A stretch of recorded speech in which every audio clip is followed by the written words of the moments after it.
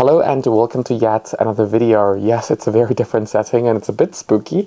We're here at my dad's place in Germany. He hasn't been home for like over half a year. So the light bulb is broken and I'm being lit up by two desk lamps. Well, one desk lamp and one portable LED light that's they're apparent on my face right now. Otherwise it's just pitch dark because I just got home from all the train delays and everything. So yeah, in today's video it's going to be a little bit special because I have a very special unboxing since I've been getting into different sensor sizes lately, and also this is a CCD sensor camera in here, as you know, you probably seen on the title. So yeah, without further ado, let's get into the video.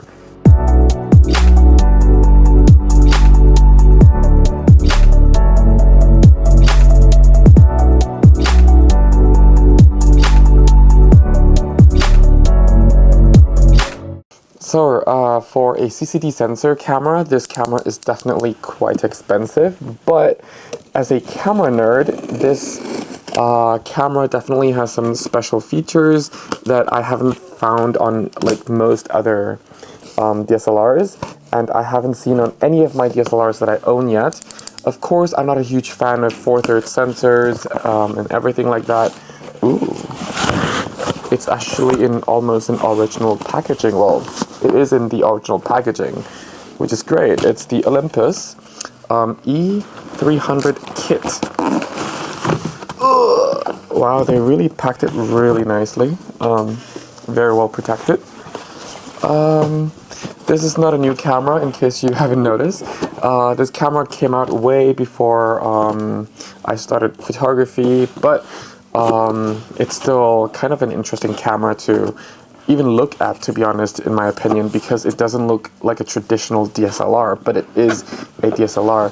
Opening up the two flaps, there is the instruction manuals, everything. I don't think that the warranty card still works.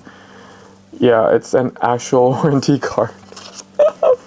I don't think it works anymore, but yeah, there's that. Then there are these two flaps that you just have to kind of like unfold it out.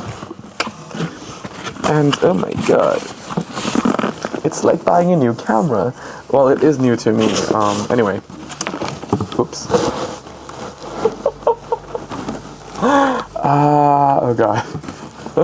Everything here is very flimsy. Like, I have a very cheap 10 € tripod that's mounting this camera, and there is like a really cheap light stand here, a mini like free light stand that you get from like buying a recorder, things like that. So yeah, anyway, on the very right side there are these battery USB cables and power cable, as well as the power brick, which is cool, I guess. That's a huge power brick, actually, if you think about it.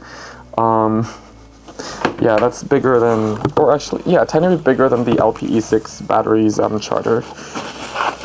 On the very left, there is the kit lens. Ooh, there's a lens hood as well. I was not expecting that, to be honest. Actually, now that I think about it, there was a picture of the lens hood in the eBay auction listing. So yeah, there is that. Makes it look a little bit more professional.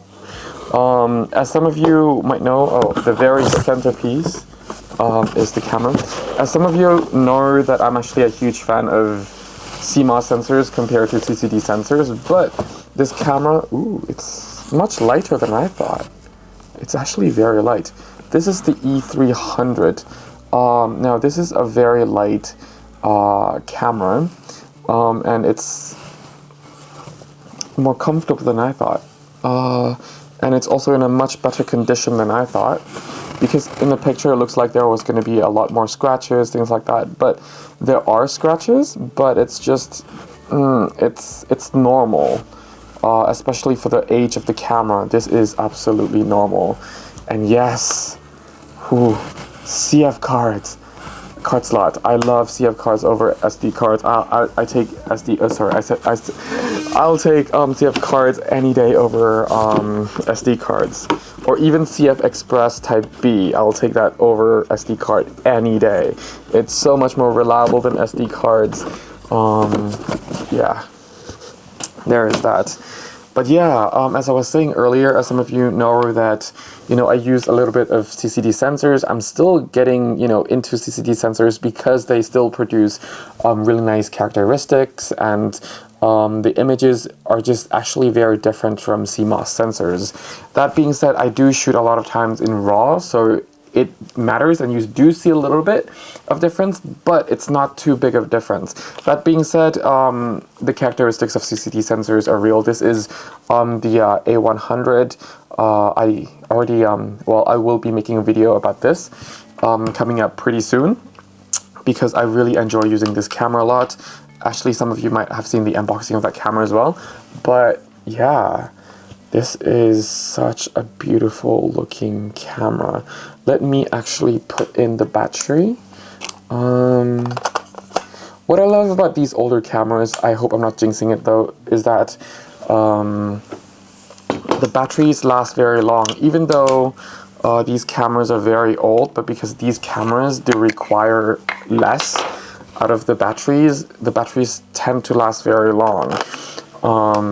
Ta-da! This is it.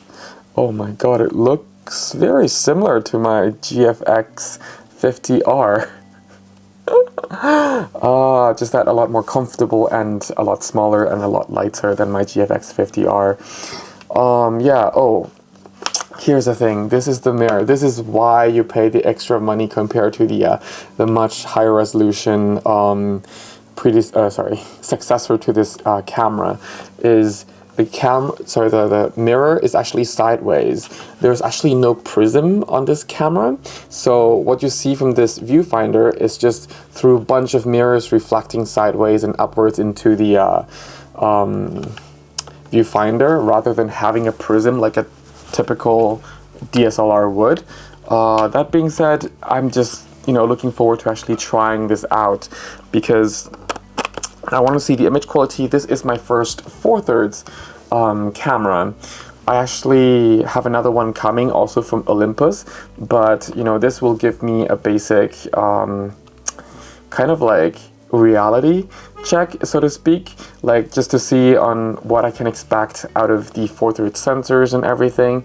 And I'm just really curious on how it will produce different kind of colors in different lighting situations. So yeah, but just my first impression of this particular camera, it's a very nice feeling camera. That is something that I cannot stop saying. It's very well thought out.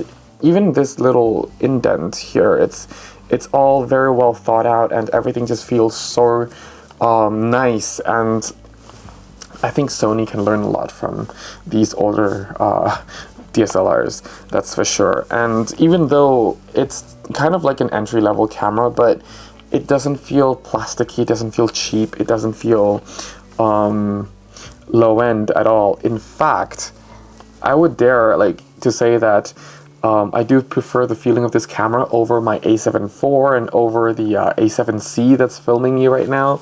But yeah, this is the R5. Yeah, this still feels very solid. Of course it should.